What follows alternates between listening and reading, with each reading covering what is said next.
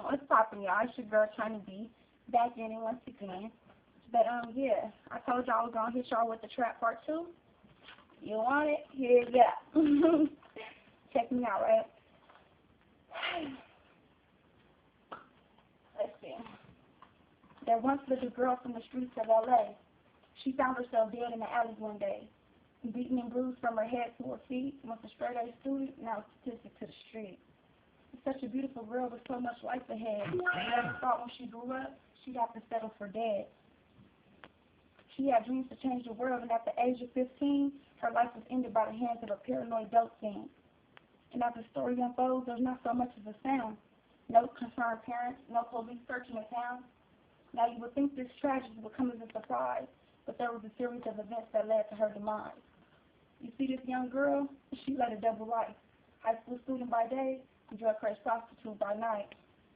Now, if you lay down the dogs, you're going to get up and flee. But the thought only crossed her mind after she got off her knees. And her motto was that she aimed to please, and the tricks got what they wanted as long as she got her cheese. Performing steps for gluttons and giving head for bread will have to do for now because it was keeping her fed. And no one cared to acknowledge the tears she shed, so she turned to the streets to dead the thoughts in her head. And when she took that first hit, the whole world disappeared. She exhaled her frustration until the air ran clear. Though she believed she can control this thing called crack, that undying urge soon landed her on the track, chasing a high that for her would never come back. She figured school was a waste, so she just up and quit. All she cared to learn now was where she could cop her next hit. And she met a man that claimed to be a vet in the game, claimed he could prepare for fame and add meaning to her name. She didn't know what he was spitting was true, but shit, he looked like money and she wanted some too.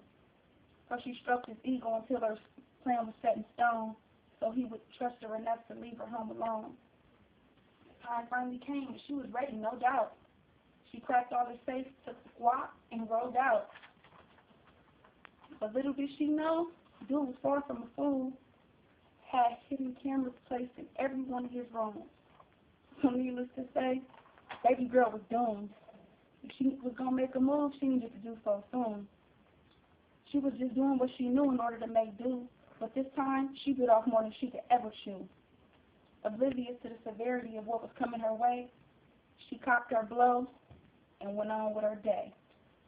A call came through on her phone and the lights left her face. She saw the name on the screen and her legs froze in place. She collected her thoughts and picked up the line with hopes that dude would forgive her this time. But reality hit when he parted his lips and sentenced her to death. She begged for mercy and offered him all that she had left. But she was far too late. It was all said and done. She had no choice but to prepare for what was yet to come. So she took as many hits as her heart could allow and watched her troubles float away in the form of a cloud. But her confidence dwindled and paranoia set. She took a deep breath and wiped away her sweat. And though she dreaded her next move, no one gave a fuck if she lived or died, so she had nothing to lose. She said a quick prayer, took a deep breath, then everything else was a blur. Then to think, she was killed by the hands of a dope thing that turned out to be her.